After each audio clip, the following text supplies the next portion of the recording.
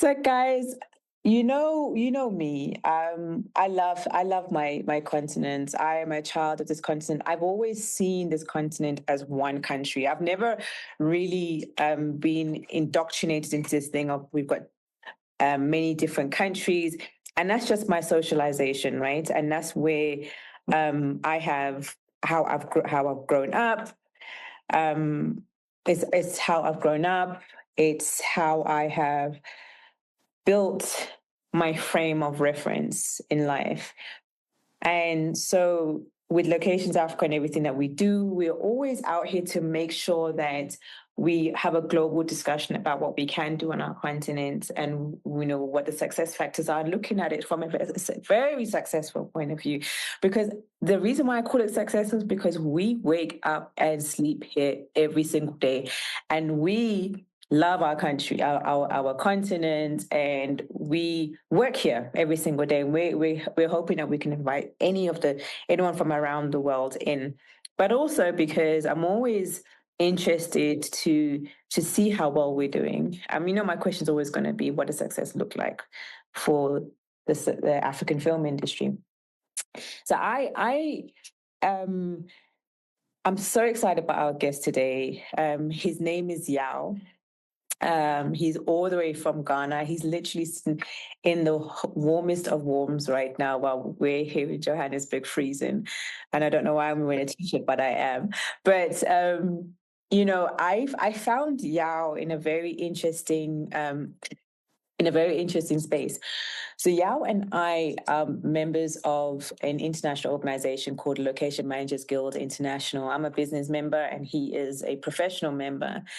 And then we also joined, and he was in a magazine, featured in a magazine called a Compass magazine, which is part of what LMGI puts out. And we were featured together. Well, not together, but I had my spread, and then he had his spread. We had just come out of two massive location tours. We did a location tour through the eastern province of South Africa called KwaZulu-Natal. And we then also did a beautiful, amazing tour in Mauritius. Oh, guys, honestly, Mauritius is just stunning. KZN is just stunning. And we had also done a tour of the Garden Route, and we'd invited location managers, senior location managers from the organization to participate. Anyway, fast forward to this camp to campus, and they did a feature on us. And I'm going through the feature. I'm proud. I'm happy. I'm excited of our feature. I turn a couple of pages, and there I see this other feature of this amazing guy, and I read his story, and I thought, my God, wow, like this guy's done a lot of work. So anyway, that's how I found you, yeah. But also I've got another guest, and I don't know, like he always likes hiding his camera from me, Angus. Angus is Angus Ledgerwood. He's from the Location Managers Guild International, and he sits on the board. And he also sits on one of the EXCOs, which is the UKIA, which is the UK, Europe, and Africa EXCO of that particular organization. And why the EXCO started was really start putting the focus on the kind of what I would term the fringe regions of the generally thought of space of LMGI. LMGI is a global organization, by the way, guys. It is not just America, okay? It is global. And so they're trying to put a lot of focus on the European side of things, big business in the UK, and also what's happening here on the continent. And we've got 50 many countries, 54 countries on our continent. And so we're trying to put a spotlight on that as well. But we're gonna kick off this conversation. And I think to both of you, thank you so much for joining me on this journey with us with Locations Africa. It won't be the first time we discuss location managers and location scouts and what that looks like. But we always start off with a very simple question. What does success look like for the location managers world? But if I want to drill it down, I'm going to talk about what does success look like for senior location managers and scouts across our continent.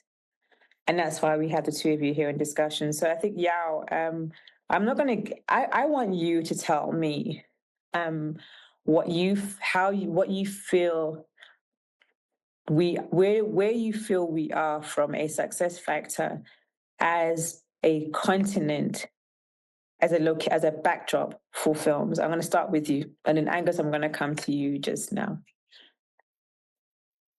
Okay, so I mean, for me, my definition of success as a senior location manager is the ability to execute a project within the creative vision of the production, within quality, within budget, and within schedule.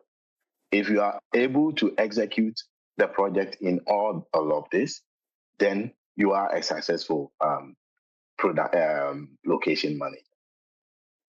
Okay, so Angus, from your side, what does that critical kind of path look like? What are the critical success factors? I mean, Yaw has given us like a 4-step rule, on what that looks like. But what are the critical path areas? What are the potholes that occur in that space? And how do we kind of jump over that, or do we, segue around them, or do we actually just say, stop, I'm going to fill in this pothole, fill it up, and then I'm going to go over it? Angus, what does that look like for you in terms of success? I think Yaw definitely summed up the process perfectly. I think I'd add to that is a lot of the time as a location manager, you run into a no, and it's actually my favorite answer from someone saying, you have the perfect location, and they say no. And the next question is, and why, and how can we solve that? Because most of the time I find that starting with someone saying no is actually a good place to build from, because you know where their current limit is. But ultimately, you're right, filling in the potholes when we come up against challenges, resistance, people not understanding how we make films, and informing them, educating them, and convincing people to let us come and bring a large or small production. A lot of the times, part of the very simplest way of explaining to people is that imagine what you're thinking of and then double it. Because that's what a film crew tends to look like. But it is exactly as Yaw has said. That is the functional process. I guess on the success side, for me is, and what the LMGI promotes about the craft is that we help build the worlds, and we are finding the characters in the location. Anyone can find you a bedroom or a house. They can find you a field, but there is a talent and a craft in finding those locations in any type that bring forward the world that the director and the production designer are looking to present to the world. All right. Yeah, tell me something. Why this profession? Why should we care? Why should anyone care about location scouts and location managers? Why should I want to enter the industry? This is a simple question. Not many kids know that they can do it, but why? Yeah. Why did you do it? Well, I always say that being a location manager is a very thankless profession, and most people don't know that you can make a whole career out of location management, location scout, but it is one of the most important departments on a production.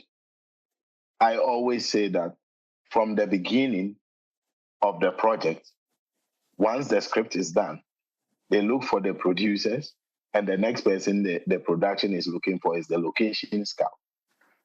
A person that will be able to analyze the script, interpret it, and find suitable locations that can help tell the story and bring the creative vision out. So this person the location scout, the location manager, is a person who enables the vision of the writer, the director, and the production designer. So this location manager, location scout, is so critical in the production value chain. You can't take them out. If you hire the wrong person, you'll be in trouble from the onset, because there are so many things that a good location manager looks out for creatively, logistically, and if you don't have that person, you are in trouble from the word go. Especially when you come to a place like West Africa, like Ghana, where the industry is not as developed. You cannot make a mistake of hiring a person who does not know his job. And so it's very critical that you get the right human resource that understands the creative vision, the logistics, and all the compliance around shooting on location. All right. So essentially, you guys do the most work. Essentially. Absolutely. We do the most work. I mean, I remember back in the day, because I kind of slowed down on my location management and scouting work. I was out gosh, guys, you know, the work we do. I was out at a location Monday, Tuesday, Wednesday, Thursday, Friday, Saturday, Sunday. Okay. I was there morning, afternoon, and in the evening, right? Because this particular production, you know, had consistency throughout as if it was a week. I had to be able to work out what that place looks like, right? In those, then I'm not at home with my family. I'm having to look at every aspect around me. I'm having to look at the roads. I'm having to understand safety. I'm having to understand the script. I'm having to try and be the writer. I'm trying to be the director. I'm trying to be the cinematographer. I'm trying to be the producer. I'm trying to be the live. I'm trying to be all of these things. So we have a lot of influence. I mean, Angus, I heard you just jump in there, like, yeah. It's a lot of work. What do you feel people take for granted with our work? What's the biggest thing you feel people take for granted, that we just go out there and take pictures? I mean, the assumption of the outside world is that we go out and take pictures, and the assumption of the film crew world is that most of them have a job, think we have a job, that none of them actually understand what our function is. In the actual granular, you know, you can look at a lighting department, a grip department, any on-set department, and you can understand, I can see from their truck and the equipment what they do. What they don't see is when they show up in the morning, the months of work and the hours and the early mornings that have gone into that. And the fact that as a location manager, to find a location that's serviceable, we have to understand the function of every single department, their needs, their requirements, the production size, the trucks, how we are going to gain access. If there is, for example, even a disabled member of crew or cast, how we are going to get them into a location. Every single logistical question, issue, anything to do with the access to the location is something that we have to be completely on top of, for the simple reason, because when the film crew shows up, if we've missed something, someone will say something, it'll be noticed. And we are the bubble that is created around the film crew between the real world and the film world that allows the production to do what it needs to do. We are the buffer, and we are the facilitators. So I think it's the most misunderstood career in the film industry. I've had many producers, executive producers that have been around for years, who really do not understand what our department does. And it's something that the LMGI was created to try and address, and why we we're a peer vetted group of location managers, and that is one of the biggest things in our program, in our promotion to the industry, is what is our craft and why are we valuable? We're not a function of the art department. We're not we don't just send a scout out and then send photos to a production designer for them to pick a location. We are an incredibly core logistical part of a production that if you want to shoot on location, you can't do it without us. Yet we often get overlooked. It's a very interesting situation to be in our career, but we are, I think, the absolute core of the production, as we said. So do you find sometimes that we get mixed up with unit managers? I think unit managers are a very, very important part of the team. Or are we the unit managers, or is this a synonym situation? Because I find sometimes, you're just unit, just relax and go over there. Just go and, our toilets are not there. And I'm like, but I'm not a unit manager. I'm actually just managing the location. So the unit manager's over there. That's his name is this. Is there a grey area, or is there defined line? That is actually a really interesting question, and I can answer that in slightly different. It depends on the people who you're speaking to and working to's background. In my view, having worked around the world, the unit manager job is actually not a standard job in where it fits in a production internationally. For example, in Australia, a unit managing department is its own department with its own budget. In the United Kingdom and most of Europe, it is one or two members of the location team working under the location manager or supervising location manager. In the United States, it is one person, and their main job is to empty the bins. And especially even within the US, that there isn't a unit manager in Los Angeles, in California, but in New York there is. But New York has broken down location departments so that you have a parking coordinator who looks after the parking logistics. You have a unit manager who looks after your bins and facilities. And then you have location managers who purely are more of a point and direct role, where we don't do much physical work, but we simply manage, as you say, manage the location.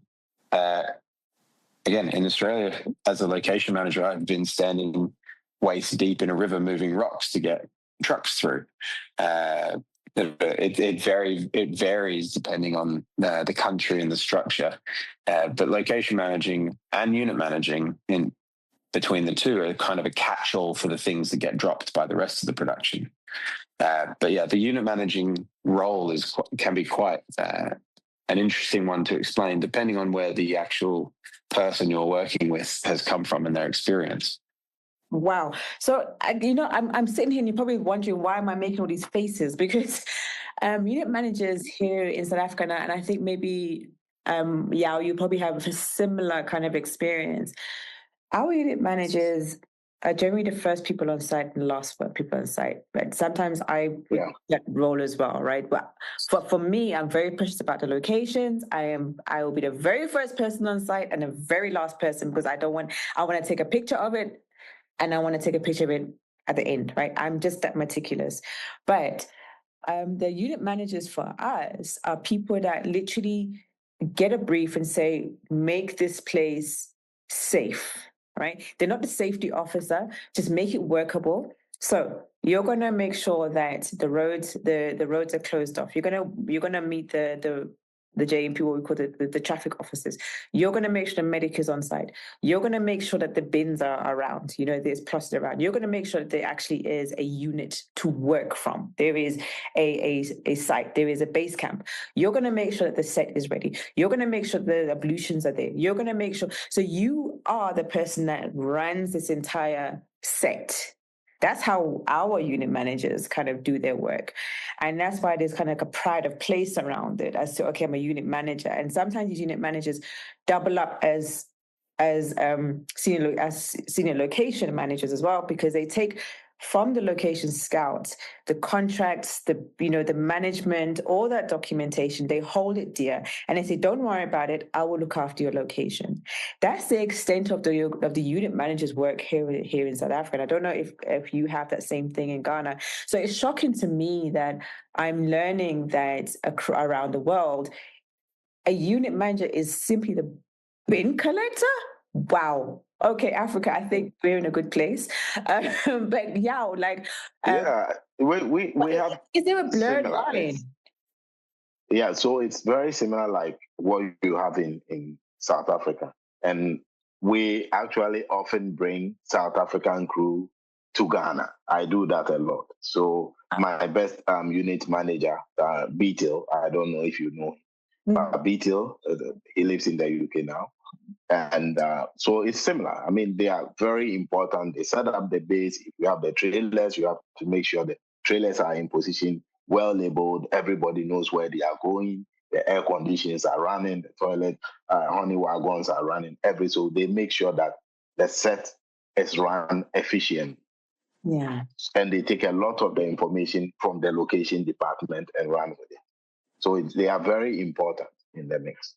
So I mean, Angus, you're probably thinking, or probably hearing that maybe the senior location managers, that's their work. Is that what it does? Because maybe it's just a African situation whereby we take on such a big role as unit managers, stroke location managers at the same time, that I found myself doing both roles, but I knew that there were two completely different roles in it. And that's why I feel it's important that we kind of create a definition or we create a similarity. I think being able to translate between different countries and different cultures of filmmaking is really important, because we do use the same labels for different role descriptions. The structure you've described is probably closer to what the Australian structure is for a unit manager. But the location managing team in Australia would absolutely be first in, last out, because the unit managing team looks after the trucks and the trailers and makes sure that everything there to facilitate the production is ready. But they are not the on-set location team. So they don't really step onto set unless they're recharging facilities. Okay. And but who is the on-set location team? Is it a senior location? Is it a man? It would be... Sorry. Is it a location management team? Who is that person in your understanding?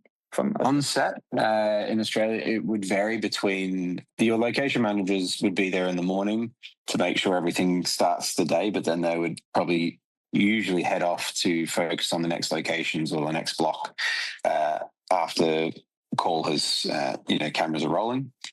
Then you'd have a location assistant or an assistant location manager on set to run the day. In the US and the UK, it's quite similar in that regard. But the unit managing role in Africa, the way you're describing it, is much more involved. And I would say it's probably... We'd have to dive in deeper to try and find how it fit in the role description, whether it would be the assistant location managing equivalent or a location manager under a supervising location manager, which is where I think it would be more descriptive as a comparable. If you're fully responsible for the running and setup of a location after it's been found and negotiated, then that would be the location manager under a supervising. Or in the US, it would be a assistant location manager under location manager. So I guess I have a question on that. Is you mentioned that the unit manager may take over the contracts for a location. Are they negotiating it as well, or are they just, once the contract's done? No, they wouldn't negotiate. That would be up to location. First, with location scout goes out and looks for it as normal. And sometimes that location scout is also the location manager, because I think that the skill is not as advanced in a sense that we can then separate the roles, or we have a whole team, even though that's growing now with more of the professionals. But the location scout is always a person that starts and ends the contract conversation together with the line producer, because at that point, or with the producer, they are the ultimate sign-off, because they must take insurance responsibility.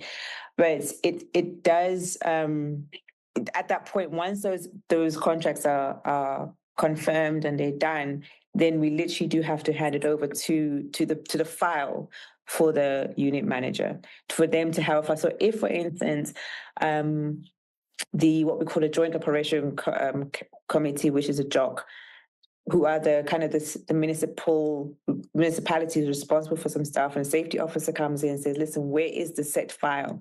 It should sit with the unit manager, not with the location scout or the location manager. But sometimes what happens is the unit manager will insist that the locations team, there's always a representative on site for the location itself. They do not want to take responsibility for the decisions that have been made, or the conversations they hand over, they point in a direction, they go and talk to that person. Me, I'm dealing with this. You see? Yeah, so that's very interesting. In most of all the countries I've worked in, with the sort of more Western, I guess, Western style of North American, British style, is the location scout is purely someone that would find the locations. They would very rarely actually do the contract and negotiate the rates. That would be handed over to the location manager, unless it was done for a major location for a production before a location manager was brought on, but that would be a very rare case. So the location scout in Australia and throughout Europe and North America is very much a find and seek person. They build the initial relationship, and then they introduce the location manager to do the negotiations on behalf of the production. So that's a very interesting difference. Mm-hmm.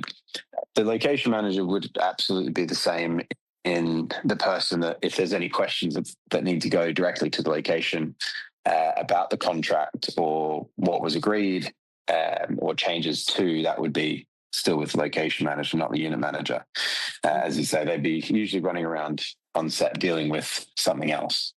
But I think that's an interesting difference between the scout position and how far that goes, and I think it's mm-hmm. that can be quite a translational difference when American productions, particularly, are going to Africa and presenting as scouts. It would not at all do justice to the role that you're playing. Yeah, I hear what you're saying. Okay. That's interesting. So, yeah, I'm going to come to you. I want to talk about some compliance and stuff, but I like a statement that you put out on one of your socials. It says, "My passion is driven by creativity and innovation." And I was searching for that just now, and I thought, oh, that's lovely. So, innovation in your world and creativity in your world. You haven't written the script, right? But how much creativity do you believe that you have within the influence you have of a film, and how innovative are you in that process, in the job that you do? Is this my question? That's for you, yeah. So I mean, what I'm saying is that you say your passion is driven by creativity and innovation, right? Mm. So in that in that realm of the work that you do as a senior location manager, how creative is how much influence do you have creatively, especially with productions coming in? You know, you say South Africa comes in. Mm-hmm. But also, how innovative, or how much innovation do you put into your work? I think that for me, I'm at a very lucky place. And my background, I actually went to a film school. So I fully understand the filmmaking process. And usually, from the beginning of scouting, for example, I will use when we did Beast of No Nation with Kari Fukunaga. When Kari realized that, I'm not just a location scout, but I actually went to a film school, and all the inputs, the suggestions I was making was coming from a more creative background than just somebody who knows where the next village is. He was like, okay, I'm going to sit in your car all the time and we need to talk about this. To the extent that I was almost always with him when he was writing the script. If I'm not available, he will call for me. So my background as a proper filmmaker, a film trained, professional, enables me to make creative input in the work I do. When you send me a script, I read the script, break it down, and I can send you, a whole lot of like notes on why this work can work and why that cannot work in Ghana. So I think basically I do this a lot, and I always want to bring a lot of innovation. It's just my nature. I always think about how much I can give to the production, to make it look special. Because I always tell my friends that productions don't come to Ghana because they like Ghana so much. It is the extra we can offer. So when they engage you, you need to think creatively. You need to think innovation. Like, where is the best place? If they've scripted a church, I don't always go around looking for a church. I always look for a building that has a character. Okay, so where can I go? Let's say an isolated building on a mountain, on a hill, isolated, with, a curvy road going up, that kind of thing. So every time my locations are not the usual locations. I think beyond the script.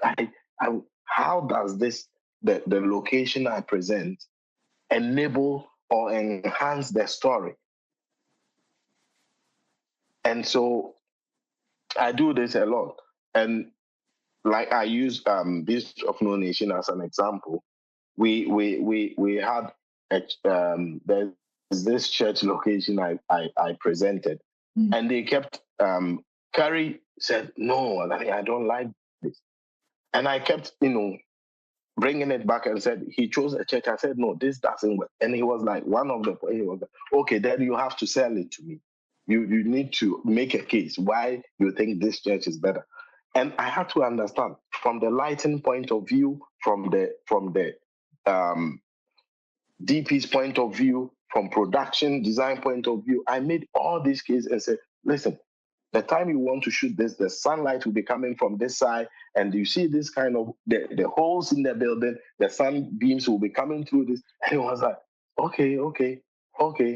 I mean, it didn't show in the picture I presented, but I was able to explain to him why that location can add more value to the scene than what he had chosen. And eventually we chose it, and he liked it.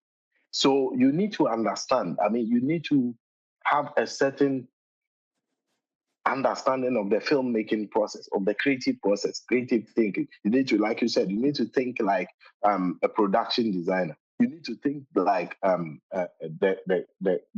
DP. You need to think like the director, and you need to think like the producer, and also think like the viewer as well. So when the film comes on the screen, how will the viewers react to the scene? And so these are the things we look for, and that is where creativity and innovation comes. Not just going for a traditional church, but a building that can be used for a church, that can be dressed as a church,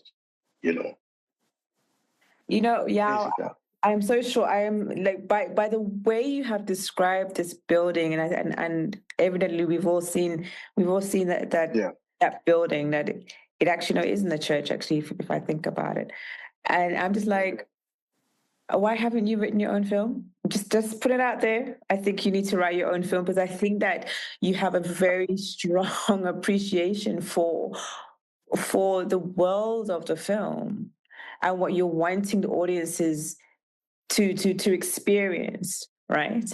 And that's what's very important in being a location scout. It's like, it's not just about picking up a camera and, working within your 10 kilometer radius and taking a couple of pictures, but it's like sitting in that script, like sitting inside of it and imagining what the particular character is going through, that character journey.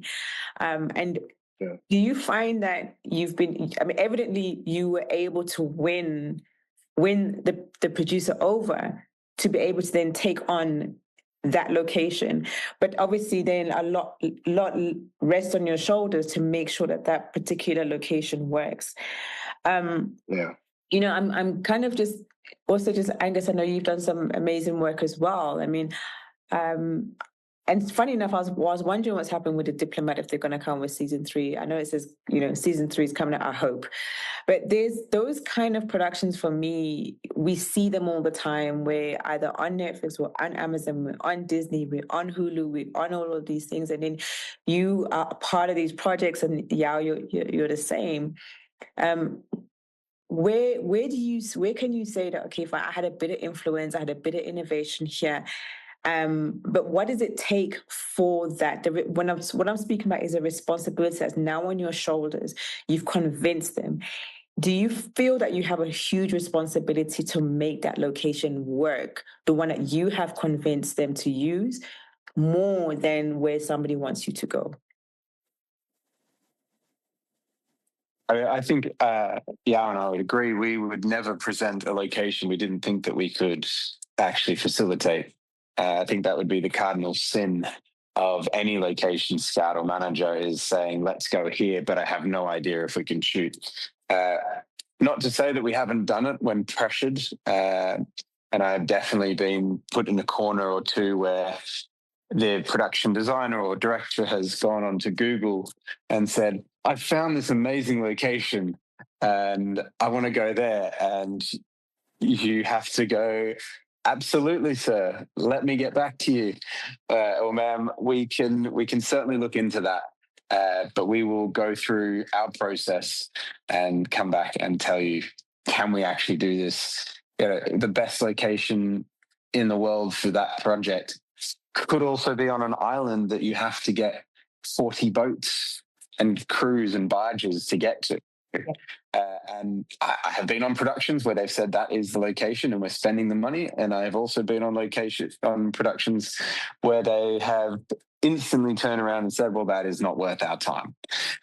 So that is definitely part of our role. But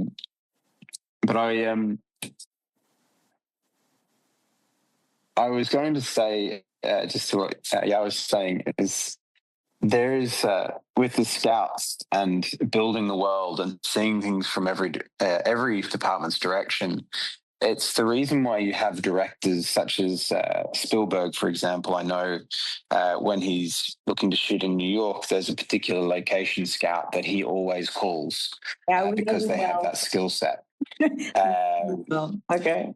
And the top directors in the world where they've shot before, they know the people that know what they're looking for, and they know that they can present to them locations that are deliverable and answer what the script is calling for, or add to the script. And you brought up Diplomat, and I can happily say Diplomat season 3 is coming.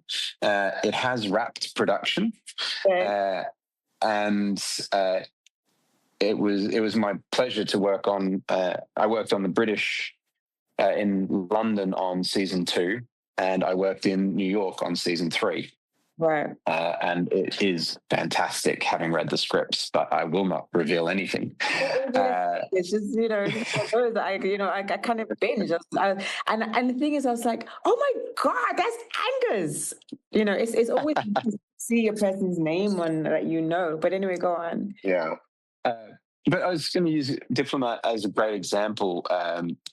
In episode 2 of season 2, there is a large funeral, and it's a state funeral. Yep. But the script called for a church, and then it changed to a cathedral, and we looked at Westminster Abbey, and St. Paul's. And these were locations that most productions, especially for the band, the level that Diplomat's budget was sitting at, would have just never considered, purely for their iconic nature and their scale.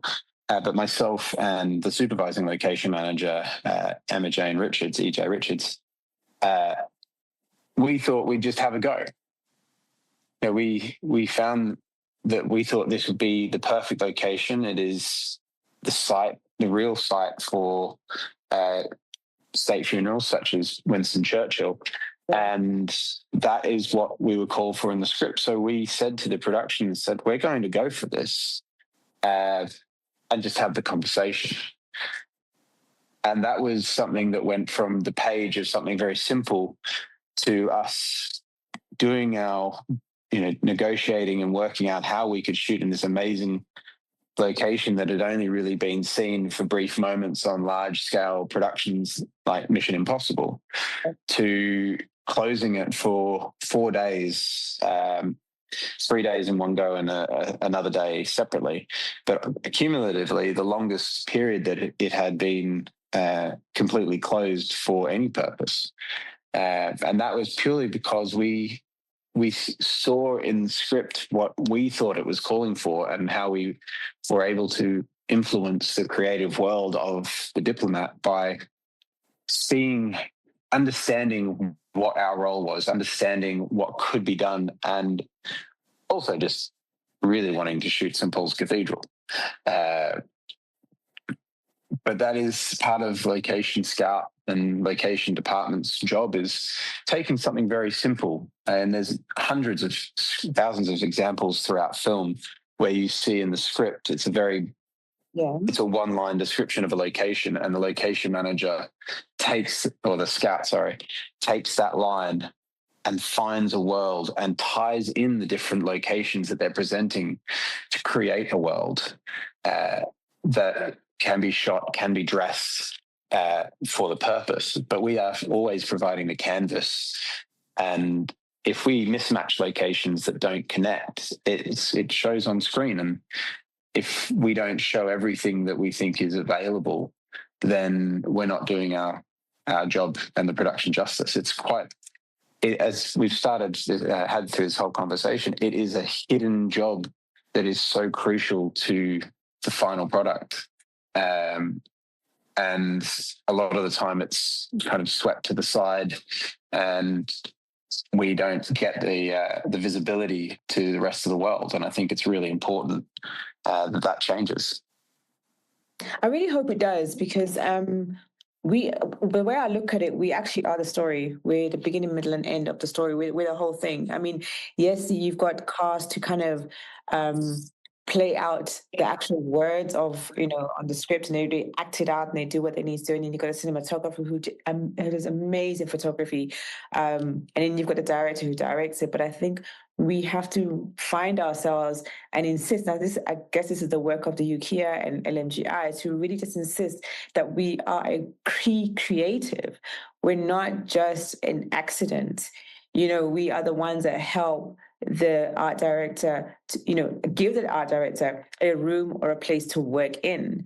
Always kind of slotted in the art direction team. It's like, okay, fine, we get it, but you need a space to put your table in. You need to put your bottle on and do what you do. I was going to say, you speak about St. Paul's Cathedral as a thing. Do you feel, and I think either yourself or Yaw, you can answer this, maybe I'm going to get both of you. Do you feel that it's important to tell people where it's a landmark, for goodness sake? Say it in the script. Is it something that we can influence and say, please say this in the script? And it comes down to a discussion I always have with our locations here in Africa. A lot of people use us as cheat locations for different things. They would cheat one place for another, obviously. But I'm just like, guys, especially in the Johannesburg situation or South Africa, guys, we have yellow lampposts. Like, our traffic lights are yellow. You cannot run away from that. You cannot edit that thing out. You might as well just say Johannesburg. You might as well say Cape Town. You might as well say Durban. Do you find more and more that it's simpler for people to say the actual place they are shooting in than to cheat it out? And do you ask them to do that? I mean, I think that's actually, it's a quite a simple question with quite a complex answer, because it's all a case by case basis. What is allowed for the script, and what are the logistical and budgetary restrictions? Why are you anywhere in the world to cheat another location? Wouldn't it be better to shoot New York for New York and not shoot it on a backlot in Eastern Europe? And there are some stunning backlots in Czech Republic of New York streets that you could not tell the difference.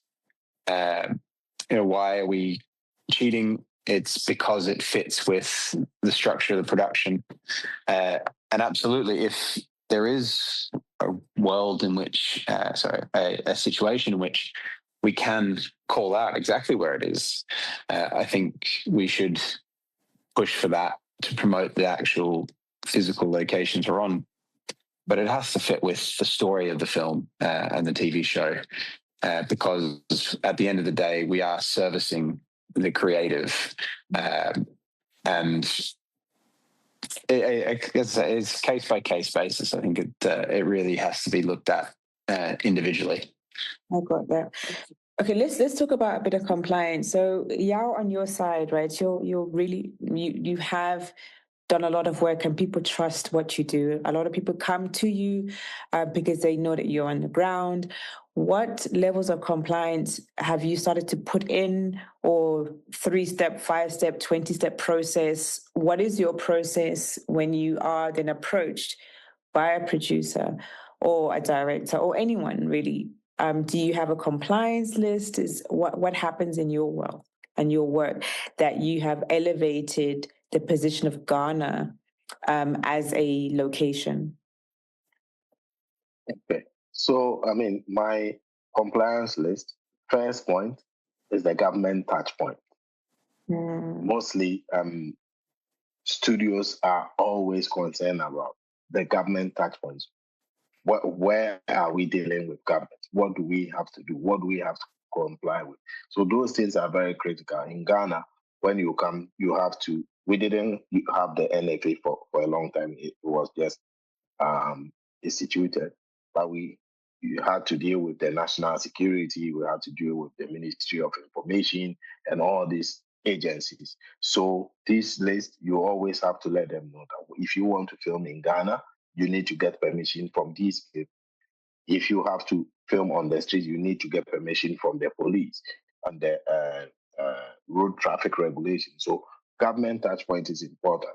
Then you come to insurance compliance. I mean, productions, all over the world, they are very aware of the insurance, but they don't know what kind of insurance compliance you have in Ghana. So you need to let them know this is the insurance. You need to do public liability, workland compensation, property insurance, all of these things. You make them tell list to them.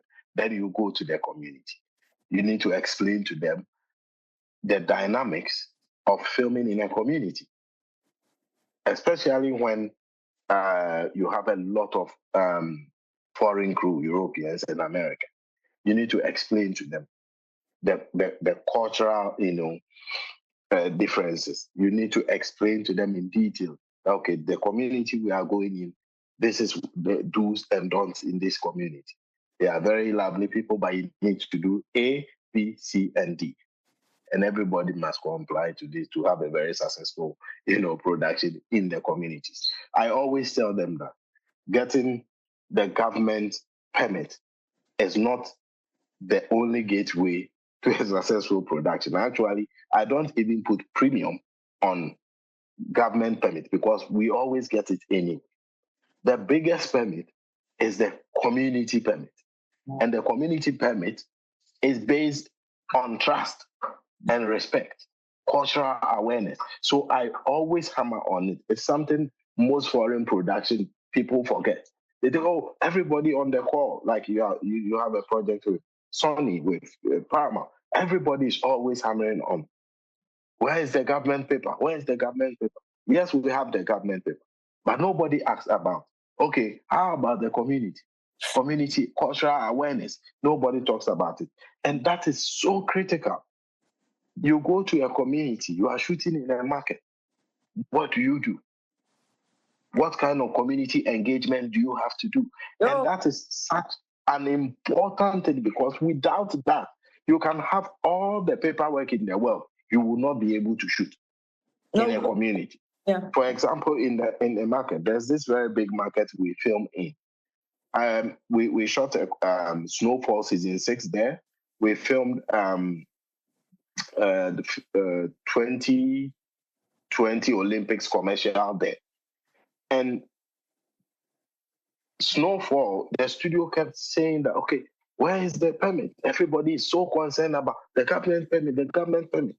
And I kept telling them that you don't need a government permit to even shoot in that market. The permit you need is your community engagement. And we need to spend more time with these community people, explaining to them. Sometimes we go there early morning. They have their own announcement system. I go to the guy who does the announcement, give him money, and just tell them what we are coming to do. That on this day, we'll be coming here. You see a lot of white people. We have big cameras. We have big trucks. And when you see us, we are not filming you. We are only making a movie, and we want everybody to be part. You keep doing this, and people will actually come there, and they will be asking questions, and I'll be answering. Like, you need to properly engage them. And that is, these are the compliance. This is the hardcore compliance. Without this, you won't be able to shoot in a place like Ghana. Yeah. You need a lot of cultural awareness. So, it's so funny. So there was a project, this is a true story. There was a project in South Africa, in the Northwest Province, and there was it's a reserve for elephants, okay? But it's a cultural reserve. It's a true story. And you kind of need to what we call papata, right? You need to kind of give thanks to ancestors. You need to recognize ancestors through the community. And so, this process was supposed to happen. And then the producer said, no, we have no time. We've got no time. What's this? What are you doing? Like, move away. And the guy said, guys, very simply, if you don't, the elephants are coming. The elephants over there, they're going to come and they're going to trample on your stuff. True story. And lo and behold, because this particular cultural process didn't happen, I'm not scaring people away. Please understand, this happens in many cultural places, not just Africa, anywhere where there's indigenous ancestral grounds. Please respect them. It's about literally, elephants started walking towards, At that point, someone just said, guys, you need to stop production. We need to get this prayer session going. They've had to, because these things, they were ascending, they were coming to us. And essentially what then happened was they had to then get to a point where they did a prayer session, and then the elephants walked in a different direction. Yeah. So you're talking about cultural sensitivity and awareness. Yes. In spaces across, I've heard about it in Kenya, I've heard about it in South Africa, I've heard, and I'm hearing it, again, it's about that sensitivity and about that thing that we're walking on ancestral ground. And again, I heard stories, the same thing happened in the UK, in Irish environments, where it's an ancestral ground where there were Irish settlers there from many years before. And the productions had that situation where they had to deal with that. So it's not just an African challenge. Yeah. It's a global ancestral thing we have to deal with. So you guys also have a community compliance. We don't have community compliance, but we just have community conversations where we go from door to door on a road and say, listen, this is what's happening. And I think that's general. But what you're speaking about is a very African way of communicating. Yes. Yeah. And, when productions come, like, big studios, they always want to bring the American or British system right to the ground. So, for example, contracts. I tell them that you go to a community, they only allow you on the basis of trust. Don't push contracts in their face. When you start telling them, you have to sign an agreement. they get very suspicious.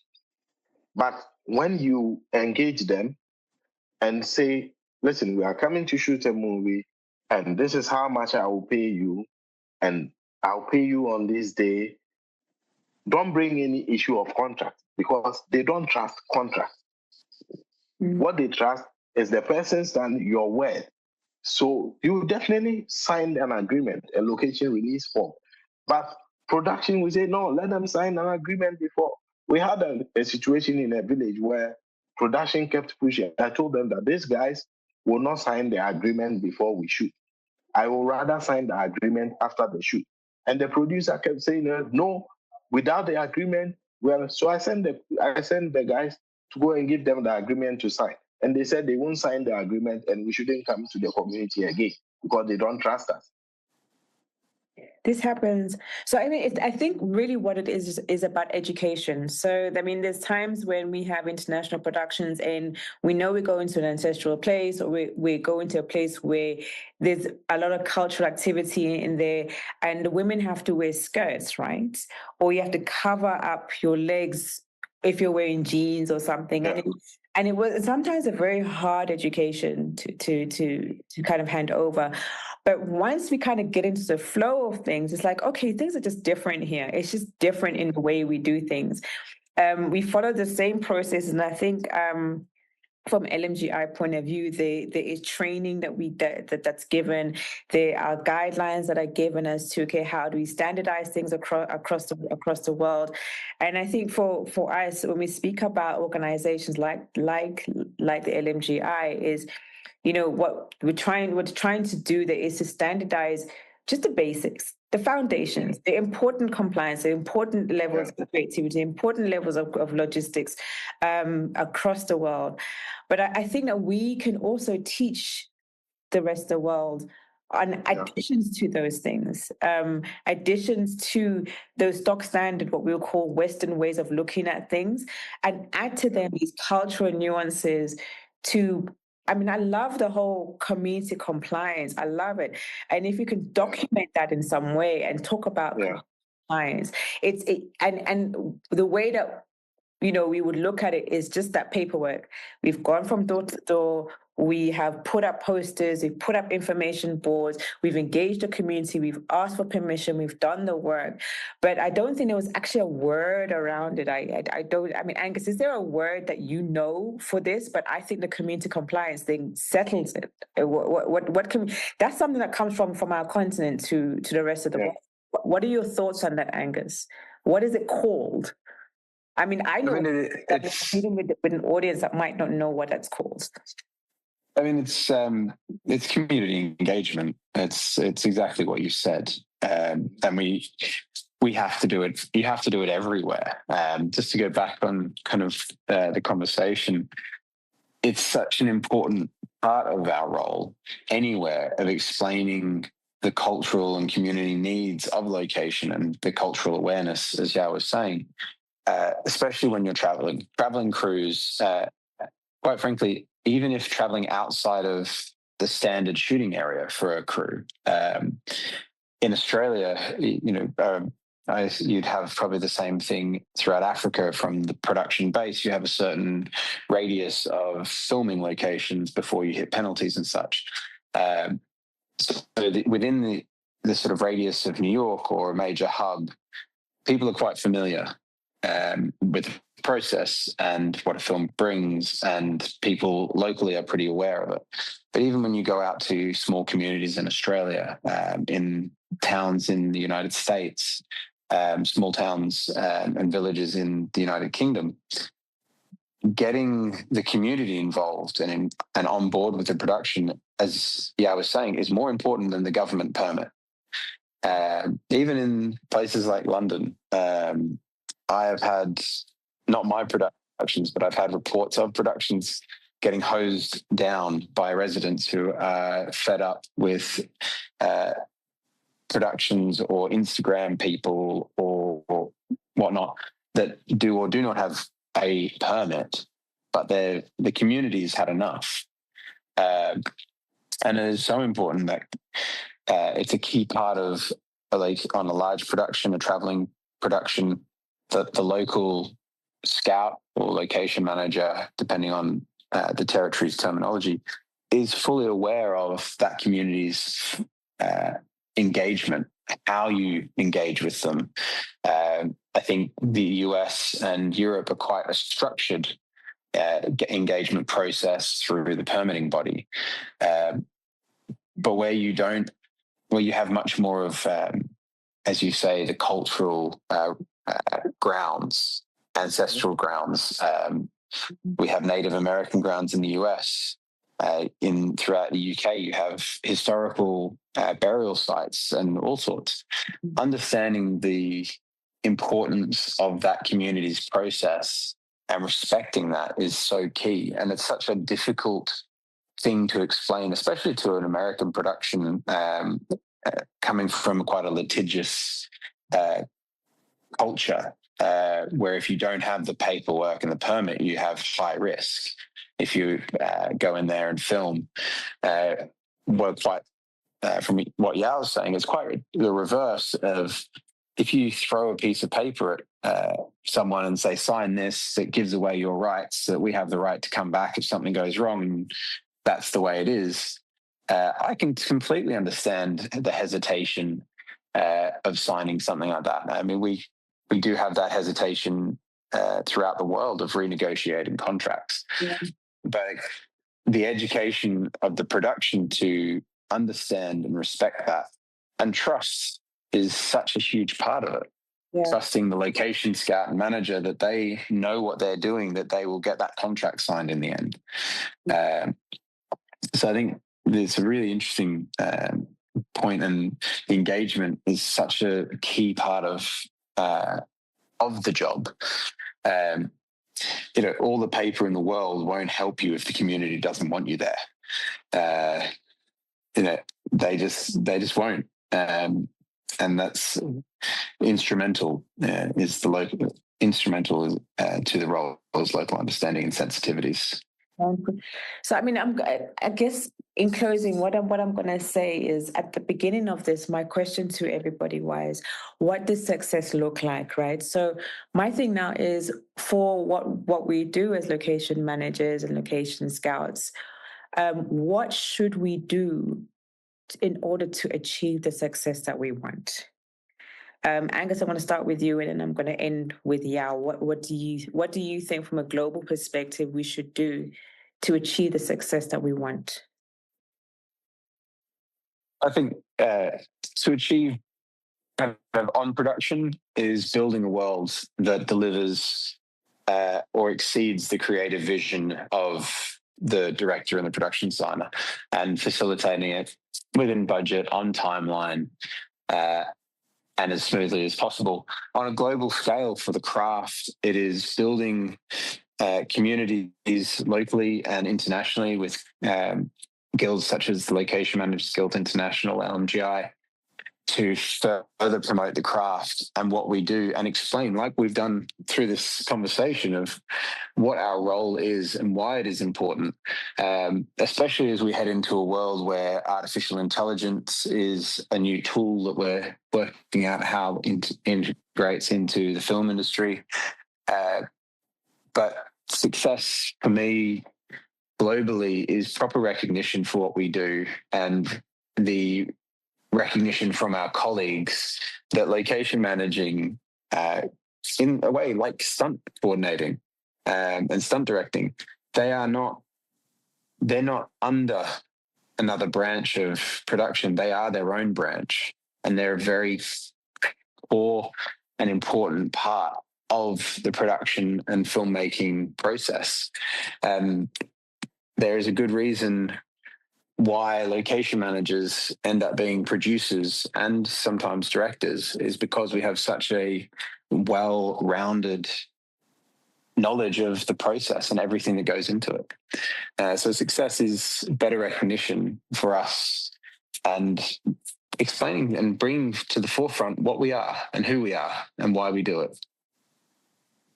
I love that. Yaw, what does success look like for Africa and location management? and location scouting? What does it look like? What we've done that, right? So my thing is, what should we do as the African community of locations, teams, to create the success that we want? Well, first of all, I think that what we have to do is to create an ecosystem of competent location managers across the continent, that everywhere the production will go, there's a standardized system that can enable the production process. So that is number one. And then two, we have to also build the level of confidence, communicate clearly to productions what ought to be done differently, so that they don't feel like we don't know what we are about. We need to, create that kind of confidence. Let them understand that we are doing it in a different way, but not in a wrong way, so that at least we are able to achieve success, even though it is not done the same way that it would have been done elsewhere or in Europe or America.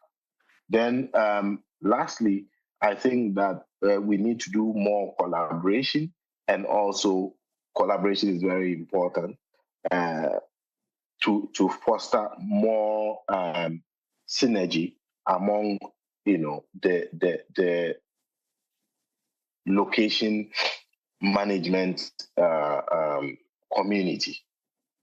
That is very important.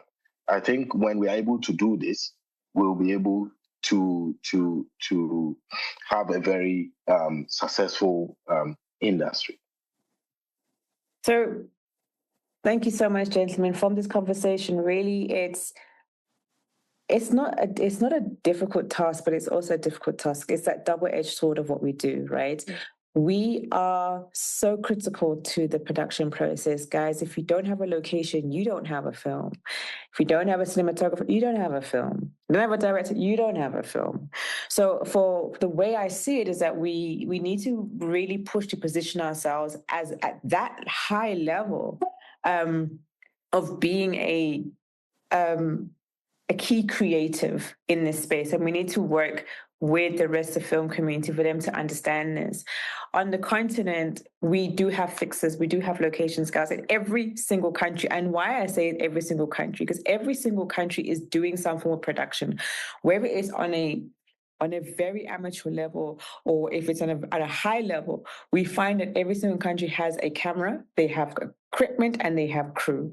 So for me, it's about investigating who is there.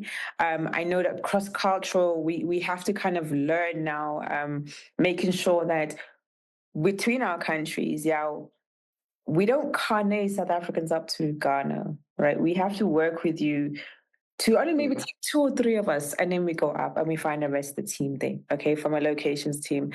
And we have to really help the organizations to be able to find more of us, more of us who want to specialize. Because again, having a badge at the end of your name does say to the rest of the world, I can trust this person. And so this particular badge, in this instance, for international communities, they will go to anybody, because we don't have a lot of LMGI location managers on continent. But eventually we will find a way of kind of standardizing what we do. So I think, Yaw, for you and I, our job is to create an African standard for the world, that the world can look at and say, okay, fine, we've just nuanced what the rest of the world does, but we've made it relevant to working on location in our continent. And I think that's what we need to do. And I think from Angus, the assistance that you will always give us as the LMGI, and also with us, we know the work that is done with the Association of Film Commissions International as well, and any other organization. It's really just to help us with global understanding in order for us to create a nuance that's specific to our continent. Like I said, I don't look at my continent as a continent. I look at my continent as a country. It's just the way I'm socialized. I just see everyone the same because we're all beautiful. We're all interested and we all want this to be done. So I think, gentlemen, this is not going to be the last time we engage upon this topic. It's a very important topic to talk about. We've got to get more entrants in. We've got to get more of the youth sector into what we do. We've got to get people to understand their locality and how they can promote their locality to their local film commission, to their local film office, and to also just put themselves out there. The next time we can talk about training and how to get into the industry. And I think that's really important because a lot of people are trying to ask, how do I get into this space? Do I just take my phone and take pictures? Yeah, kind of. But no, it's not that simple. But there is a starting block. But thank you so much, gentlemen, and we'll see you the next time we're together. Angus, thanks for your time. Yaw, thank you so much for your time, and I hope. And I'm jealous, as I'm telling you right now. I just need some of your sunshine. It's cold here in Johannesburg, but there'll be. You have to come. I'll be coming to Ghana. I'm coming to find you, and Angus. I'm coming. I'll be coming as well. It looks wonderful there. It does, right? Look at him. Look where he is. But thank you so much. Yeah. We'll do an exchange. You come to New York and Texas, and we'll come there. We'll do that. But yeah, sure, anytime. All right.